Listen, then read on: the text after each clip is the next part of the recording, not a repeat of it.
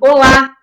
A Lei número 17.346 de 2021 regulamenta o princípio constitucional do livre exercício do direito à crença em território paulista e estabelece multa de até R$ 87 mil a casos comprovados de perturbação de cerimônias e cultos religiosos, vandalismo de símbolos sacros e discriminação em escolas, como o uso de trajes religiosos. Para nos falar mais sobre essa lei, recebo no Conexão Legislativa de hoje a autora dessa normativa, a deputada doutora Damares Moura, do PSDB. Deputada, seja muito bem-vinda à Rede Alesp, parabéns pela aprovação da sua lei. Querida, eu que agradeço sempre o acolhimento da Rede Alesp, a nós, deputados, e esse espaço tão adequado para nós compartilharmos com o povo paulista o resultado das nossas ações na Assembleia Legislativa. Eu que agradeço a oportunidade, acho que serão momentos aqui significativos para a gente falar um pouco sobre uma legislação que é inédita no Brasil, é a primeira lei estadual de liberdade religiosa em nosso país, portanto, eu considero um marco histórico para a liberdade religiosa, a sanção, no último sábado, da Lei 17.346. Muito obrigada. Vamos falar bastante do número da lei, inclusive para as pessoas fixarem o número e também irem procurar, que eu acho que é muito importante a pessoa conhecer o decreto final ali que promulga a lei. E aí eu queria saber, a lei 17.346 de 2021, que é de sua autoria, assegura o direito à liberdade religiosa. Como que surgiu essa proposta, deputada? Bem, eu tenho uma história, já contei algumas vezes aqui na Rede Alesp, em defesa de um direito fundamental, que é o direito à liberdade religiosa. A minha formação acadêmica, no direito, eu sou formada sou advogada, não é? Fiz o curso de direito e a partir da minha atuação como advogada, eu comecei a desenvolver estudos sobre o direito à liberdade religiosa em nosso ordenamento jurídico, e eu comecei a atuar num voluntariado em defesa da liberdade religiosa e, inclusive, atendendo vítimas da intolerância religiosa e defendendo o seu direito judicialmente. Todas as formas de intolerância, elas podem ser resolvidas de forma dialogal, mas há casos mais severos em que a judicialização se faz necessária. E eu atuei, são quase 2 décadas aí de trabalhos e de ações em favor da liberdade religiosa. Eu fui membro fundadora da primeira comissão de liberdade religiosa da OAB no Brasil, a nossa comissão aqui da seccional da OAB do Estado de São Paulo. Fui presidente desta comissão por 10 anos. Ali foi um espaço muito transformador dessa realidade da intolerância religiosa no Estado de São Paulo, porque a partir da OAB, nós fizemos um trabalho educativo intenso no Estado de São Paulo. Porque nós entendemos, e isso é verdade, não é? Que embora as leis sejam muito importantes, e não é diferente agora com a nossa lei estadual de liberdade religiosa, elas são muito importantes, mas não resolverão todos os nossos problemas. É preciso que nós também investamos de forma constante, sistemática, em processos educativos que transformam realidades, não é? E na OAB nós passamos ali 12 anos, 10 deles presidindo esta comissão, fazendo um intenso trabalho educativo. além de atendermos vítimas de intolerância e sermos um canal de denúncia, nós realizávamos de forma sistemática encontros, congressos, seminários, congressos internacionais, palestras, não é? Convidando a sociedade, convidando os profissionais do direito, convidando líderes religiosos, e de forma muito constante, para fazermos o trabalho educativo, que é uma frente de ação fundamental quando queremos que uma realidade seja transformada. E é claro que as legislações são parte deste esforço, não é, de ordenamento da sociedade a respeito de um determinado tema. E a partir da OAB, ocupei outros espaços institucionais, sempre de forma voluntária, para apoiar e para introduzir em algumas instituições a defesa da liberdade religiosa, o respeito à diversidade religiosa. E depois que fui eleita, naturalmente, que eu trouxe comigo esta bandeira especial de uma vida, de uma atuação. Eu trouxe para o parlamento, não é? E tenho desenvolvido ações agora, claro, numa dimensão legislativa em defesa da liberdade religiosa. Uma delas foi a criação da Frente Parlamentar em defesa da liberdade religiosa. Muito importante porque une forças, né, deputada? Uma frente parlamentar une forças em prol dessa temática. Deputada, quando a gente fala em liberdade religiosa, a gente pensa nas religiões propriamente dita. Mas eu queria saber se ela também tem abrangência por quem optou pelo ateísmo, por exemplo. Eu queria que a senhora colocasse isso para que a gente esclarecesse as pessoas lá em casa. É muito importante essa pergunta, porque a interpretação do direito à liberdade religiosa tem que ser uma interpretação ampliada. Porque quando nós falamos do direito à liberdade religiosa, pensamos imediatamente ou em religião, e direito à liberdade religiosa não é religião, não é? Essa é uma primeira distinção, uma obrigatória distinção que nós temos que fazer, não é? O direito não é religião. É exatamente a garantia para que você professe uma religião. E a outra a interpretação ampliada do direito à liberdade religiosa é que esse direito é o de crer e não crer. É o direito de ter uma religião e o direito de não ter uma religião.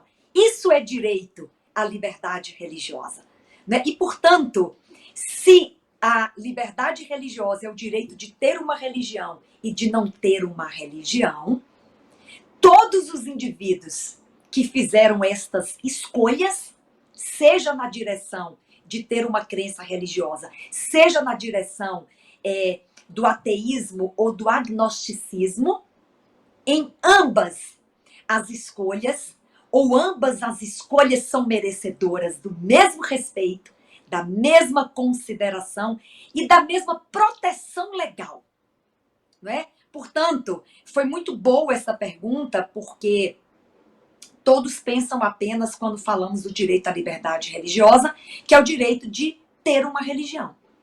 Mas os que não fizeram esta escolha são igualmente alcançados por esta garantia e por este direito. Com certeza. Deputada, como a senhora falou no começo, a sua lei é inédita no Brasil. No mundo, apenas Portugal e o Peru têm uma legislação semelhante. A senhora falou que atuou 12 anos na comissão da OAB tratando do tema. A senhora acha que essa legislação, de alguma forma, esse debate é tardio? Ele poderia ter sido abordado anteriormente, até para evitar alguns problemas que a gente tem visto aí com uma certa frequência? Primeiro, eu quero só fazer um registro a respeito da importância dessa legislação, não só no Brasil, mas no mundo. De fato, Portugal e Peru, pelo menos, são as duas legislações mais conhecidas de liberdade religiosa. Eu as conheço bem, inclusive uma delas, que foi a Lei de Liberdade Religiosa do Peru, eu acompanhei, não é, a sua tramitação. Ela foi aprovada no ano de 2010. Eu conheci o congressista que foi proponente dessa legislação, o doutor Júlio Rosas, e no ano de 2010, então, essa lei foi aprovada ali no Peru.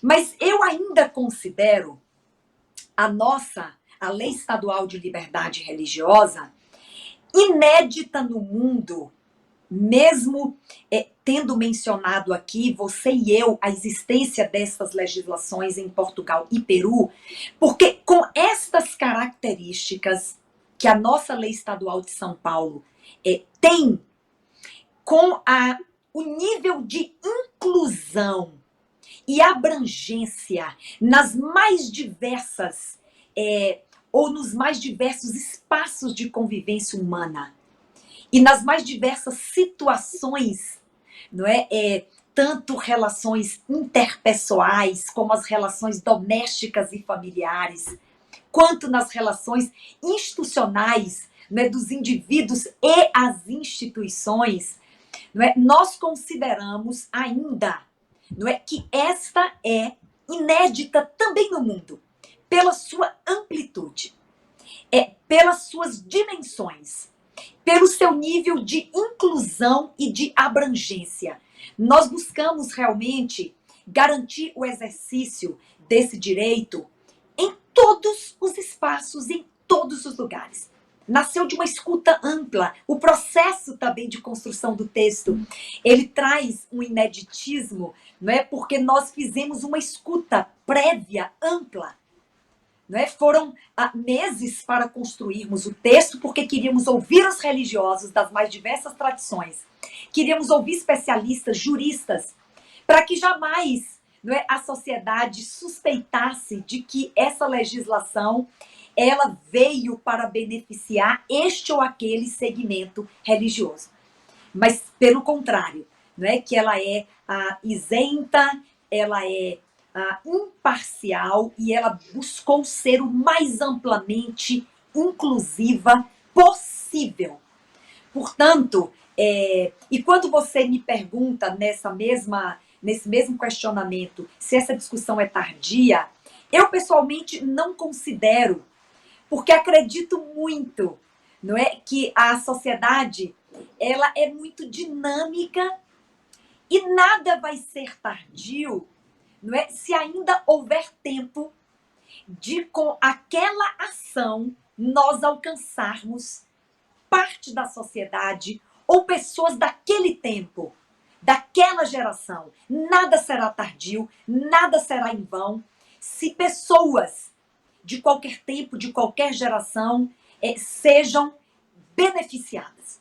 Então, eu, com muito entusiasmo, eu vejo com otimismo, com esperança, e não vejo de forma tardia. Acho que, inclusive, toda legislação pode, em algum momento, carecer de aperfeiçoamento.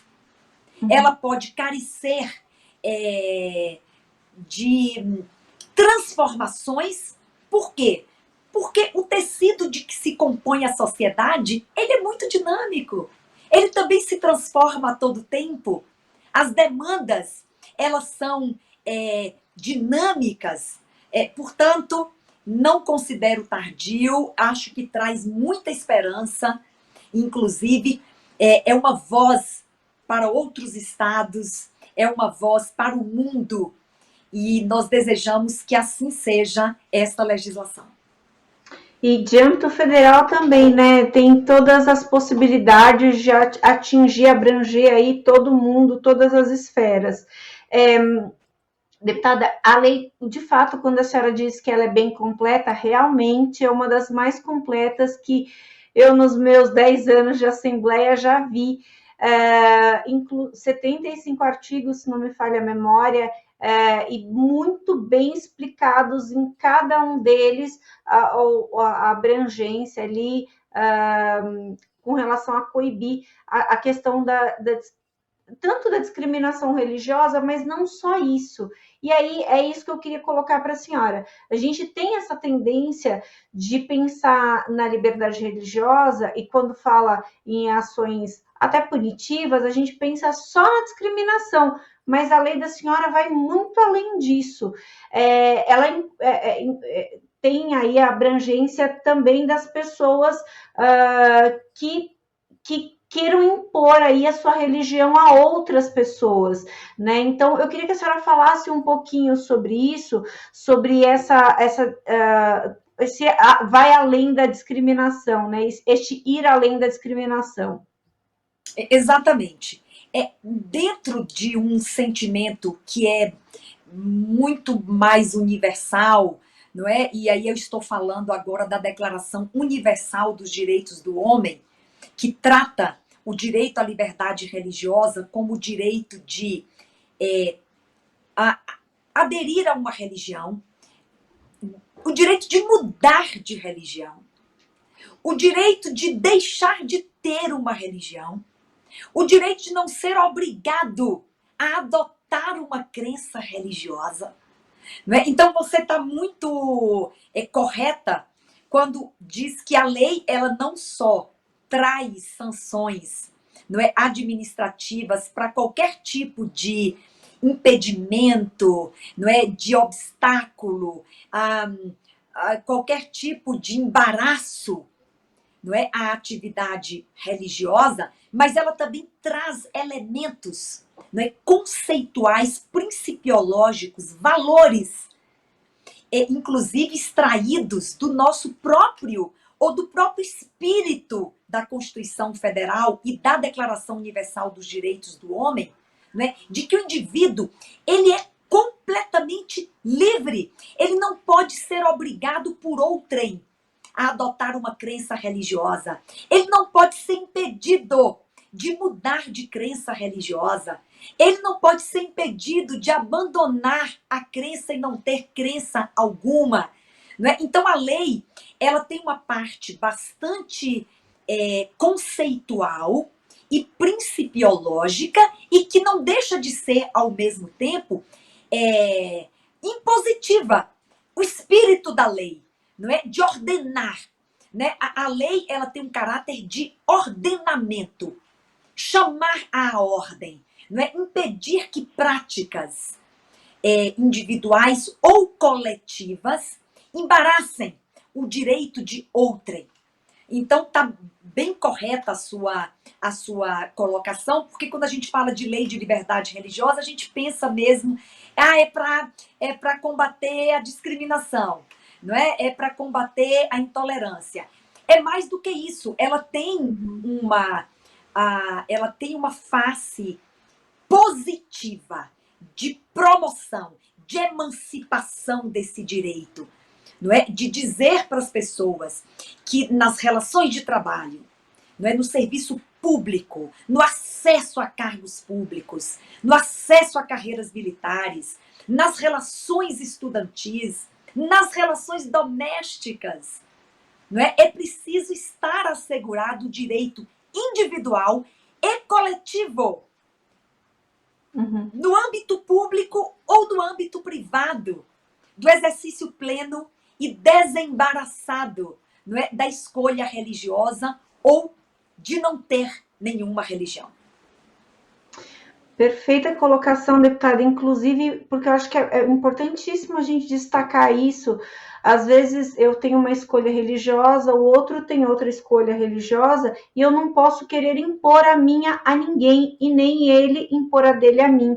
Então, isso é muito importante, essa previsibilidade que na lei é essencial. Deveríamos ter isso já como uma questão de educação, mas como a senhora falou, essa questão ainda precisa ser muito debatida. Então, é importante que tenha, sim, na normativa, muito bem claro. esse assunto. A senhora falou sobre a questão dos funcionários públicos, eu queria que a senhora explicasse um pouco melhor sobre isso. Na lei, um dos artigos, a senhora fala da resguarda aos funcionários públicos apresentar-se ao trabalho no dia da guarda religiosa, né? Como que isso vai funcionar na prática, deputada? E a senhora avalia que as empresas privadas podem adotar as mesmas medidas? Olha, esse é o artigo 18 da lei, Uhum. não é? O artigo 18 garante a prestação alternativa para religiosos que têm uma prática religiosa de guardar um dia sagrado da semana, não é? Então, não se trata de dispensar o servidor público de cumprir Uhum. a sua obrigação. Não. A lei deixa claro. Ele precisa cumprir uma prestação alternativa equivalente àquelas horas de trabalho que incidiram sobre o seu dia de guarda. Uhum. Então, isso tem que ficar bastante claro, não é? A prestação alternativa e o indivíduo invocar uma escusa de consciência, não é? Existe o princípio constitucional de objeção de consciência religiosa, filosófica ou política, e nós agora regulamentamos o exercício desta objeção. E esta objeção, ela pode ser invocada desde que o servidor esteja disponível a cumprir uma obrigação equivalente como forma de prestação alternativa. Então, ele não vai deixar de cumprir a sua obrigação. Apenas dentro do espírito constitucional, nós estamos garantindo que ele exerça a prestação Uhum. alternativa, repondo estas horas de trabalho, desde que ele comprove a sua condição religiosa, não é? Por meio de declaração por escrito e hábil, apta, não é, a comprovar a condição religiosa dele, ele poderá então cumprir a sua obrigação alternativamente para compor, não é, para repor as horas de trabalho que incidiram sobre o seu dia de guarda. Deputada, como que vai funcionar a questão da escola, que também está previsto na sua lei?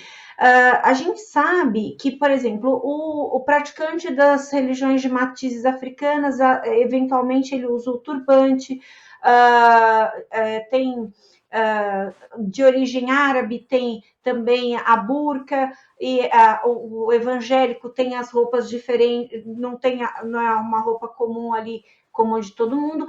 Como que vai funcionar nesse ambiente o respeito a cada uma dessas figuras, né, no ambiente escolar? Sim, nós estamos garantindo no ambiente escolar o respeito a estas peculiaridades de cada religião, que é o uso de um item, não é? Ou a exibição no seu próprio corpo de um item que tem uma natureza religiosa. A gente chama de vestes talares, não é? São vestes ligadas à religião, à tradição religiosa.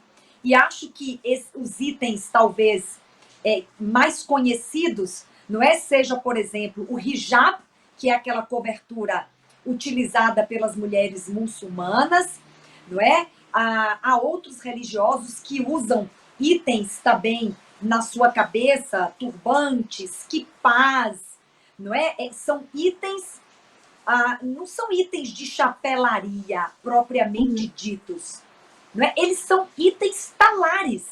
Eles usam em razão da sua religiosidade e não podem ser constrangidos, não é, a tirarem os seus itens, suas coberturas, suas vestes religiosas, não é, por conta de uma incompreensão que nós que pode ser traduzida em intolerância ou discriminação religiosa. Então, nós estamos garantindo, não é, o respeito a essas vestimentas religiosas, não é? E estamos garantindo também no ambiente escolar, não é, a prestação alternativa para alunos que tenham que cumprir obrigações em seu dia de guarda. Provas, aulas, não é? A lei garante que, de forma alternativa, eles vão poder cumprir essas obrigações escolares em dias não coincidentes com o dia de guarda religioso, não é? Que poderá ser um dia escolhido pela própria escola, não é? A escola vai encontrar esta saída e esta alternativa para que o aluno não viole crença e consciência. Por que que não pode ser violada a crença e consciência? Porque a Constituição Federal, no artigo 5º, inciso 6º, onde estão os direitos e liberdades individuais e fundamentais, diz que crença e consciência são invioláveis, não é? E que o indivíduo pode alegar objeção de consciência quando a obrigação civil conflitar com a sua obrigação religiosa.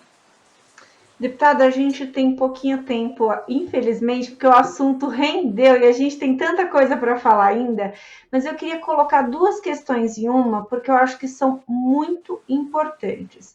Recentemente, um adolescente de 13 anos foi assassinado pelo pai em Rondonópolis, Mato Grosso. O pai não aceitava que o filho fosse praticante de religião de matizes africanas. Eu queria que a senhora me falasse, a senhora avalia que o fato das pessoas evitarem falar da religião se leva a atos como esse. E eu queria que a senhora falasse também sobre as punições a quem não respeitar a sua lei. Eu vi com muito, mas muita tristeza. Eu acho que supera a indignação, porque a tristeza, eu acho que é um sentimento mais completo, né? Porque a tristeza, ela significa solidariedade, não é? Significa empatia, estar no lugar do outro, não é? Então eu vi com muita tristeza a notícia deste ataque com arma de fogo a um espaço religioso de Umbanda, porque o pai não aceitava, não é, a escolha religiosa do filho. E deste ataque, não é, resultou a perda de uma vida e uma outra pessoa que foi atingida encontra-se hospitalizada. Isso é um sinal de alerta importantíssimo para a sociedade. Não é? Nós não podemos... A vigilância, ela tem que ser permanente para a preservação das liberdades. O preço da liberdade é a vigilância. E vigiar uma liberdade, um direito, não é? Existem muitas formas de fazê-lo. E eu entendo que esta legislação que nós aprovamos aqui na Assembleia Legislativa, a Lei Estadual de Liberdade Religiosa, é uma forma de vigilância desse direito. Até porque, na lei, nós abordamos a questão de crianças menores, não é? Não sofrerem qualquer tipo de violência em virtude de religião. Ao mesmo tempo que asseguramos aos pais, se assim o desejarem, não é? Que eles tenham o direito de transmitir aos seus filhos menores a sua crença religiosa. Mas isso não significa violência, não é? Endereçada a crianças e adolescentes em virtude de uma escolha religiosa, como esta que tragicamente aconteceu aqui em nosso país e que você acabou de mencionar. Bem, sobre a questão das, vamos chamar de sanções, não é? Nós criamos o capítulo 11 da lei, que trata exatamente de sanções administrativas. não são penais, não é? Porque o deputado estadual ele não tem competência para legislar sobre matéria penal, mas ele pode legislar criando sanções administrativas para serem aplicadas em casos, e no caso da lei, são multas. Essas sanções se traduzem em multas para toda prática de intolerância religiosa, que o capítulo 11 é extenso e discrimina ali, não é, as espécies de obstáculos, de impedimentos, de embaraços, não é, e de segmentar a sociedade, promover, não é, a intolerância, promover a discriminação religiosa. Quem assim o fizer poderá estar sujeito à aplicação de uma sanção administrativa que se traduz em multas. Tá certo, deputada, eu gostei, é muito bacana a gente tratar desse assunto que é importante, que diz respeito a todo mundo, seja quem tem uma escolha religiosa ou quem não tem uma escolha religiosa. O assunto é de todos nós. Vamos voltar a falar desse assunto. Eu já convido a senhora para um outro programa, porque eu acho que esse assunto é importante. A gente tem que falar da lei mais um pouco, porque essa é uma lei que tem, como eu mencionei antes, tem muitos artigos, tem uma grande abrangência. Eu acho que é importante a gente destrinchar isso para o nosso público, para que entendam a lei que a senhora acabou de propor e que acabou de ser sancionada. Muito obrigada mais uma vez, deputada. Eu que agradeço, eu tenho certeza que nós vamos retornar aqui ou em outros programas da grade da Rede Alesp, para a gente detalhar melhor uma legislação que de fato é muito ampla, não temos como esgotá-la aqui num programa só, embora tenhamos abordado seus principais aspectos, mas há outras dimensões que vale a pena a gente compartilhar com a sociedade paulista. Muito obrigada mais uma vez pelo acolhimento de vocês e a oportunidade de falarmos um pouco sobre liberdade religiosa e a Lei 17.346, sancionada e em vigor a Lei Estadual de Liberdade Religiosa do Estado de São Paulo. Muito obrigada, um abraço a todos os telespectadores e a vocês da Rede Alesp. Obrigada, deputada. Esse foi mais um Conexão Legislativa. A gente falou sobre a Lei Estadual da Liberdade Religiosa, de autoria da deputada doutora Damares Moura, que acabou de ser sancionada pelo governador João Dória. Você fica agora com a programação da Rede Alesp. Você pode rever esse programa e outros programas da Rede Alesp nas nossas redes sociais. Muito obrigada e até a próxima.